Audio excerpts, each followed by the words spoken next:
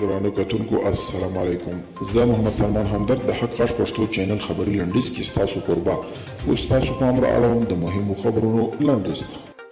امریکا قزاقستان له افغان سولې سره همکاري ته هڅولې دي. د راپورونو له مخې د افغان سولې لپاره د امریکا د بهرنیو چارو وزارت ځانګړي استازي قزاقستان ته سفر کړی دی او دغه هیواد له مهمو چارواکو سره او ډیپلوماټانو سره پر افغان سولې خبرې کړې دي.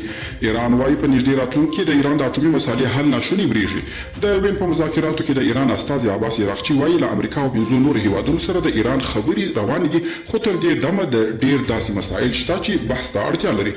د ولسي جرګې رئیس میر رحمان رحماني دغه جرګې په عمومي غونډه کې د خبرو پر مهال وویل چې په هیواد کې روان امنیتي وضعیت د جدي اندېښنې وړ دی او امنیتي ادارو ته پکار ده چې پر خپلو اوږدمهالو لنډمهالو ستراتیژیو او تګلارو بیاکتنه وکړي.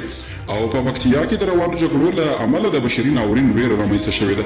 د دغه ولایت مدني فعالینو په خبره غونډه کې د خبرو پر مهال ویلي چې د جګړو له امله شاوخوا 3000 کورنۍ بې ځایه شوي دي چې بیړنۍ مرستې ته اړتیا لري.